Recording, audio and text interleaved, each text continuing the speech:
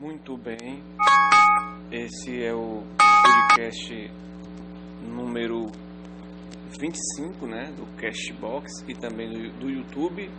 Eu estou aqui trazendo para vocês esse momento de compartilhar informações, opiniões e tudo aquilo que a gente sente durante aquela semana. Essa semana acabou aí sendo mais curta, né? Devido a esse feriado. É um feriado numa quinta-feira, muita gente imprensa, né? Esse feriado e acaba enforcando, como dizem, né? Alguns vão emendar e vão ficar até segunda-feira, quando voltam para as suas atividades e para o seu trabalho. Eu quero falar aqui sobre alguns documentários, algumas séries que eu vi, né? Que eu acho importante falar durante esse podcast. Primeiro foi O Jornal, uma série croata muito boa, eu recomendo para quem é jornalista, que fala sobre o jornal Novini, né? Eu não sei nem se eu falei em outro podcast sobre essa série, mas eu estou falando de novo aqui, né? Se eu tiver falado. É uma série muito boa que mostra os bastidores do poder, os bastidores do jornalismo, né? Como é que o jornalismo lida com a informação, como é que o jornalismo lida com a fonte, como é que ele lida com os órgãos oficiais, qual a relação dele com o poder, qual a relação dele com o leitor, a relação dele, os bastidores, a vida dos próprios jornalistas, dos diretores, dos editores, né? Essa luta de poder nesse jornal Novini, para que a notícia saia da melhor forma possível, né? E tem a política no meio, tem polícia no meio, é um jogo de gato e rato, né? Eu acho importante a gente saber como é que funcionam os bastidores. Isso numa ficção, mas que se formos trazer para o lado real, hoje funciona muito assim, hoje, nas redações, existe uma certa liberdade para alguns assuntos e um certo controle para outros assuntos. A quem interessar seja, né? No caso, nem todas as notícias são dadas da melhor forma para que o leitor seja esclarecido. Apenas é dada a informação de acordo com os interesses daquele meio de comunicação. Quando é uma notícia que de repente não é de agrado daquele jornal, que é ligado a um político, a um empresário, ele bota uma notinha pequena para a gente poder ver e mostrar que o jornal é imparcial, mas na verdade ele não explora aquela matéria, porque pode prejudicar, no caso, a fonte de renda dele, o empresário, o político que ele é ligado ideologicamente, né, que hoje existe uma ligação ideológica, no caso aí, na situação do Brasil, vamos colocar bem claro que não existe liberdade de imprensa, eu sempre disse isso, existe liberdade de empresa. Não existe opinião pública, existe opinião publicada. O que seria opinião publicada? Ou seja, é apenas o que é publicado pelo editorial do jornal, né? O editorial do jornal que mostra, de repente, o seu viés, o seu lado, né? Os critérios de noticiabilidade não são tão aplicados corretamente como deveriam ser no jornalismo brasileiro. Essa foi uma série que eu vi, O Jornal, está na Netflix e se espera outras, dizem que vem outras temporadas, né? Essa é a primeira.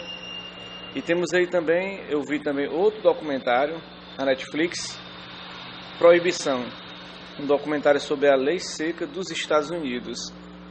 É importante a gente conhecer essa história. A lei seca que funcionou de 1920 a 1933. Foram 13 anos em que houve a proibição, como diz o nome do documentário. É um documentário em várias partes, né?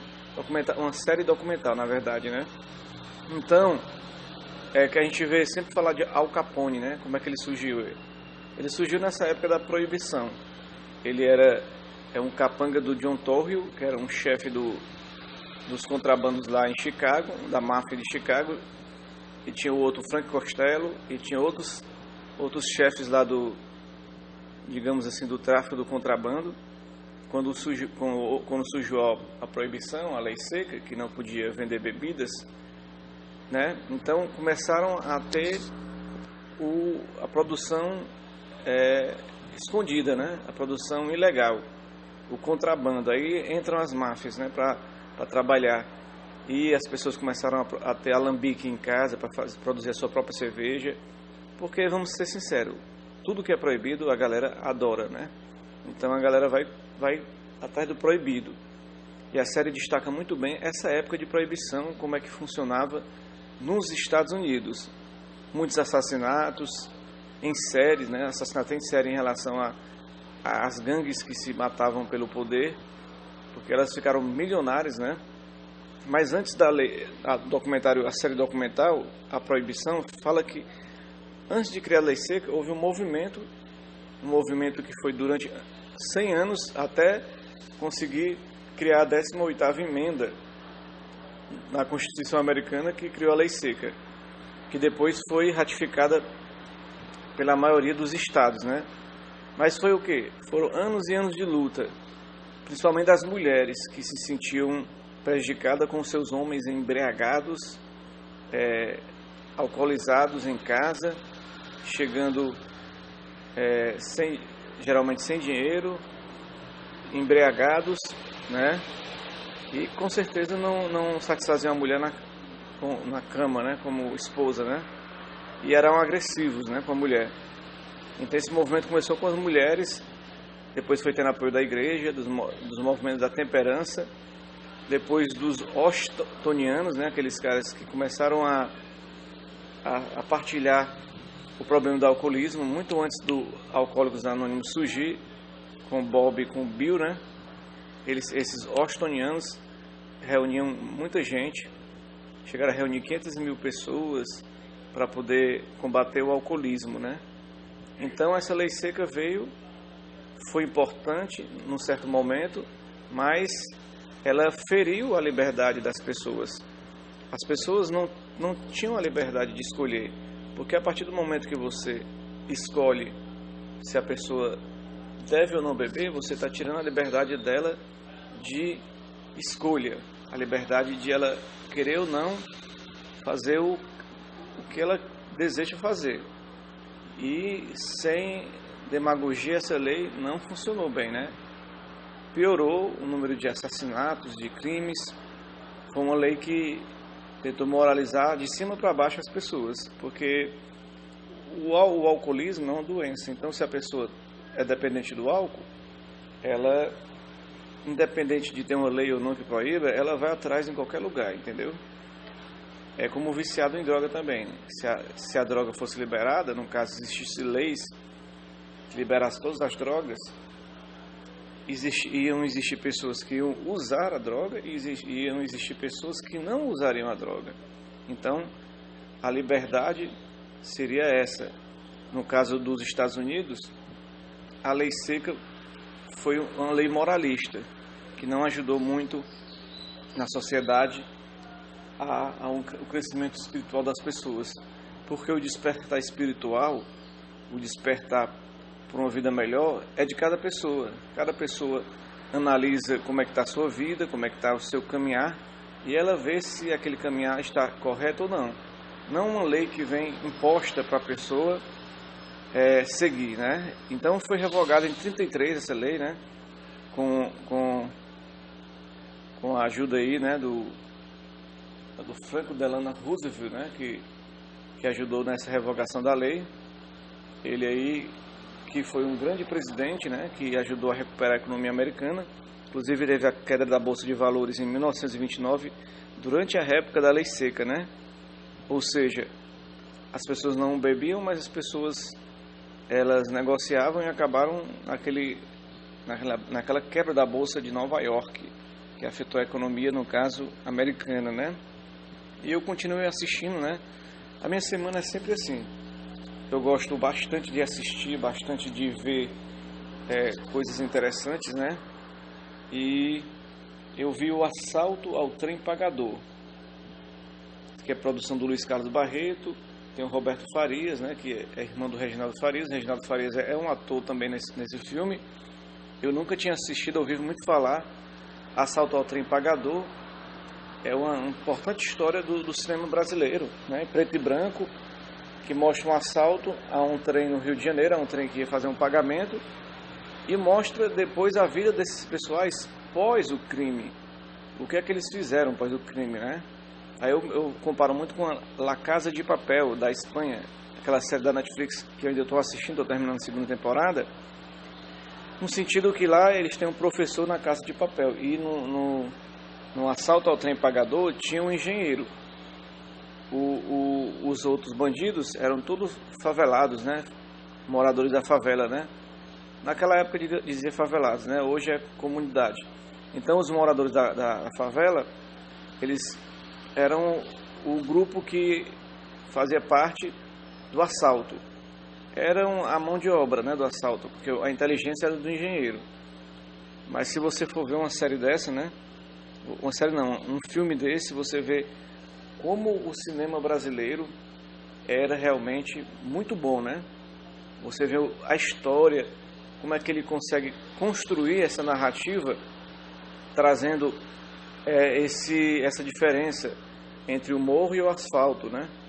O engenheiro é do asfalto e coopta o pessoal do morro para fazer assalto. E, claro, da parte das pessoas, cada um ganha uma parte, na verdade. Eles roubam 27 milhões, cada um ganha 3 milhões. E aí começa a confusão, porque há um acordo para que ninguém pode gastar mais de 10%. E aí você sabe, né? No caso, eles, humildes, simples, da comunidade, começam a ver dinheiro e, né, de repente eles estão com 3 milhões e não sabem o que fazer. Aí começam a gastar, começam a dar pistas para quem está atrás de descobrir quem são os assaltantes, né? No caso, temos o Tião, um negro muito forte, intelectualmente também, inteligente. Ele controla o grupo dele, do morro, e se comunica com o engenheiro, né? Existe aquela certa rixa, porque o engenheiro quer ser melhor que as pessoas, né? Que os outros. O engenheiro quer ser superior aos colegas, né? Só porque ele é do asfalto e as pessoas são do morro. O desfecho do filme, né, para não contar para você, apesar de ser um filme antigo, mas está disponível no YouTube, né? Você vê no YouTube esse filme e você vai ver como é interessante essa história, né? A gente mergulhar nessa história, alguns atores dessa época, como Jorge Dória, que chegaram até os tempos aqui atual, né? Fez filmes aí, séries e novelas até há 10 anos atrás, né? Ele é um grande ator, ele faz o delegado, né? E outros personagens aí, como Reginaldo Farias, né? Conhecido ator, né? Que faz aí esse playboy, que é o engenheiro, né? Eu recomendo esse filme, né? Eu assisti também essa semana o La Marca, de 1994, que tem a Carla Camurati, tem aí o Paulo Betti como La Marca, tem o Hugo Abreu, que é interpretado aí pelo o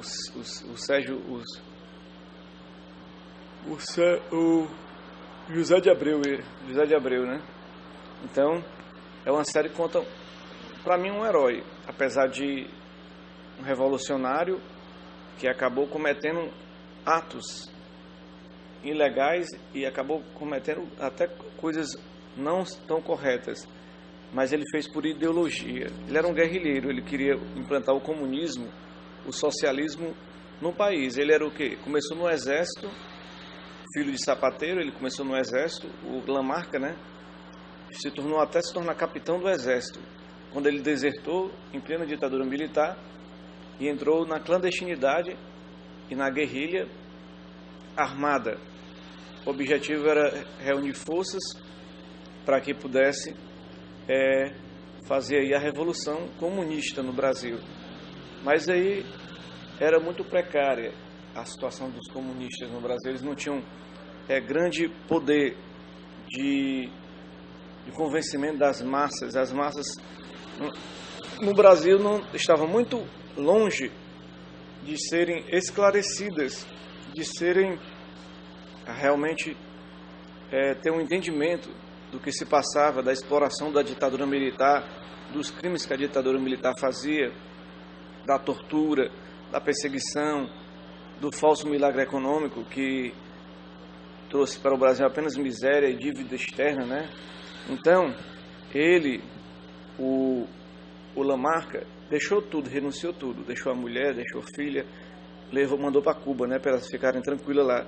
Renunciou à sua vida para entregar a sua vida para um projeto maior, o sonho da revolução, como fez Che Guevara e tantos outros revolucionários. Mas eu até se pergunto, para que ele fez isso? Porque foi em vão. Aí você pode dizer, não foi em vão, porque ele está construindo uma ideologia que pode futuramente acontecer essa mudança. Eu acho que ele ficou na história marcada, para mim, como um herói. Ele fez algo por amor à humanidade, porque ele queria o fim do capitalismo, o fim das divisões sociais. Ele queria uma justiça social para todos, mas no momento é em vão, porque você vê como é que está o país hoje, o Brasil. Não acordou ainda, o Brasil ainda está dormindo, né? Ainda está sonolento diante de todas as situações. E eu vi Lamarca, aí eu vi o Assalto ao Trem Pagador, eu me lembrei do Luiz Carlos Barreto. É um documentário também que eu vi na Netflix não, estou tão com o pensamento tão na Netflix que eu me esqueci que tem a TV Assembleia aqui do Ceará. Eu vi um documentário sobre a TV Assembleia. Luiz Carlos Barreto é um produtor de cinema que ele nasceu em Sobral, no Ceará. Teve uma infância difícil, né? Sem os pais, que o pai dele e o irmão dele foram trabalhar fora do estado do Ceará e acabaram desaparecendo, né? O irmão porque era comunista, né? Olha, outra história do comunismo, né? E o Luiz Carlos Barreto começou aqui também, quando era adolescente ainda, em Fortaleza, quando veio estudar no liceu, fazendo também um jornalzinho comunista, um jornalzinho de esquerda. Quando ele foi para o Rio de Janeiro e acabou sendo orientado até por líderes comunistas para ele largar o comunismo e viver outra realidade. E foi aí que ele começou a escrevendo para vários jornaizinhos, depois revistas, aí depois revista O Cruzeiro, depois aprendeu a fotografia e foi chegando até começar a trabalhar no cinema, né? O filme dele conhecido é O Quatrilho, né? Ele é produtor. Na verdade, muitos filmes dele, o filho dele é o Bruno Barreto, que dirigiu os filmes. E ele ficou produzindo com sua mulher, Lucy Barreto, né? Na produtora da família. Então você vê esse documentário, a importância do Luiz Carlos Barreto para o cinema brasileiro. Você vê a importância dele como um todo, na relação até dos atores. Você vê depoimentos da Glória Pires, de outros atores, até do Cacá Diegues, cineasta, de pessoas que conviveram com ele, e vê a importância do Luiz Carlos Barreto para o cinema nacional. Um cearense que se destacou aí para afora, né? E merece todo o nosso aplauso, toda a nossa alegria de ter um cara como esse, cearense, participando aí da construção de um cinema bonito, um cinema nacional muito bonito, né?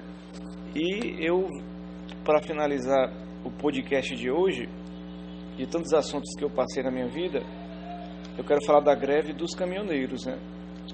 A greve dos caminhoneiros, que se arrasta aí já 11 dias, uma greve que no começo disseram que foi lockout, feita pelos empresários, né? Obrigando os trabalhadores a parar. Depois se descobriu que tinha gente filiada do PSDB nessa greve.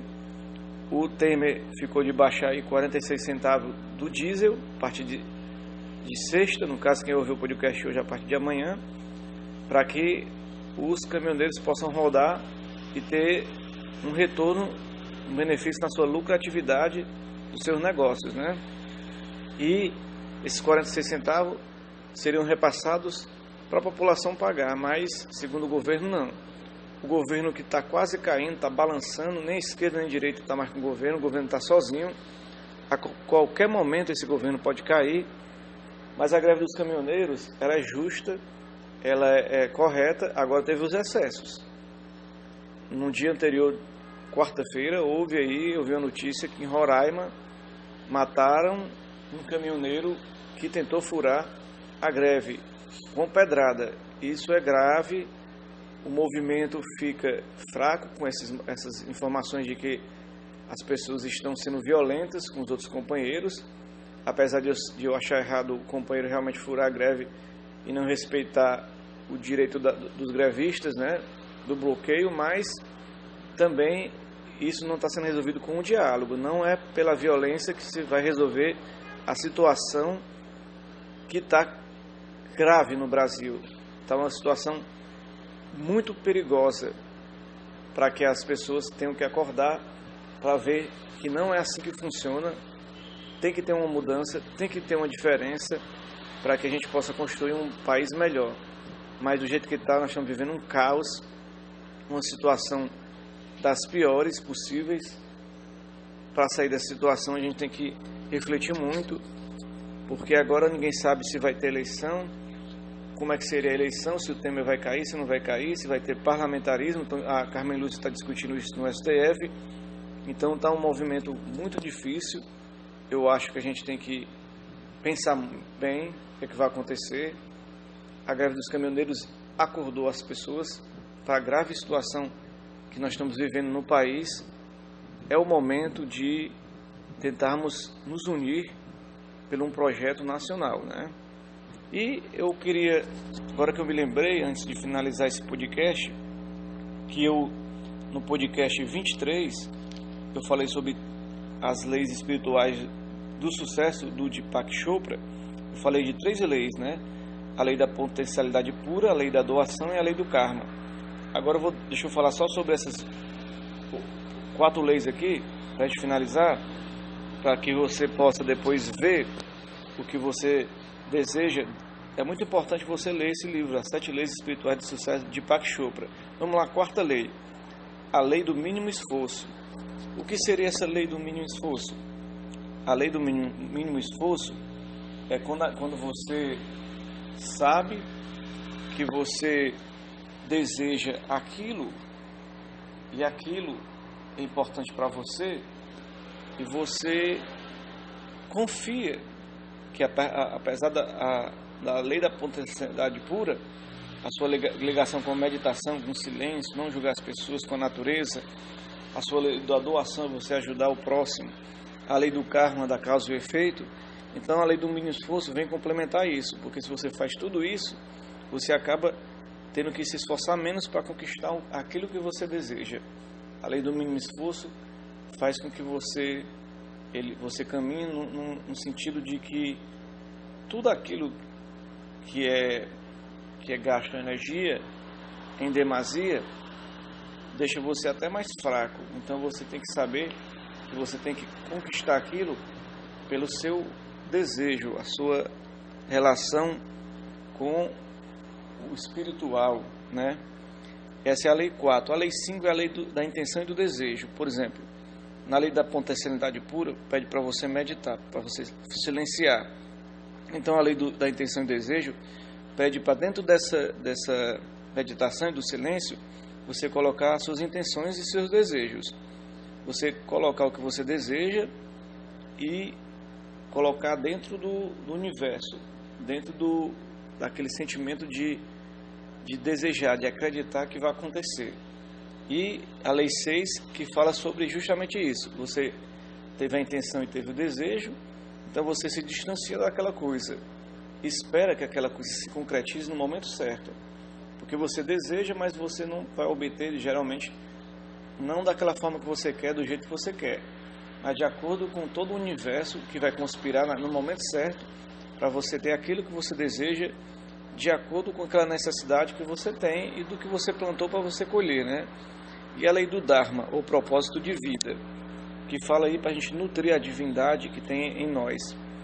Fazer uma lista de talentos ou listas do que eu gosto de fazer, né? E como posso ajudar a humanidade? É a lei do Dharma. Você, segundo essas leis do sucesso, o Dharma, né? Todos nós fomos encarnados num corpo aqui porque a gente tem uma missão. Então, essa missão é que nós temos que buscar conhecer qual é, através do Dharma, através da busca pelo propósito de vida, você vai descobrir qual é esse propósito seu, que você veio ao mundo para você poder melhorar na sua vida. E essas são as 7 leis espirituais do sucesso. Se você quer saber mais, no YouTube tem cada uma das leis. Vamos só ler aqui uma a uma. Número 1, lei da potencialidade pura. 2, lei da doação. 3, lei do karma, causa e efeito. 4, lei do mínimo esforço. 5, lei da intenção e do desejo. 6, lei do distanciamento. E 7, lei do Dharma ou propósito de vida.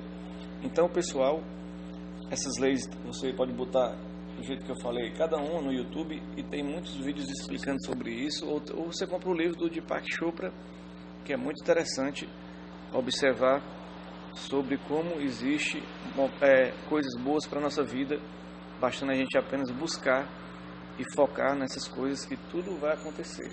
Obrigado aí, pessoal, até uma próxima vez. Eu sou Carlos Emanuel e esse é o hashtag Minha Verdade. Muito bem, esse é o podcast número 25, né, do Cashbox e também do YouTube. Eu estou aqui trazendo para vocês esse momento de compartilhar informações, opiniões e tudo aquilo que a gente sente durante aquela semana. Essa semana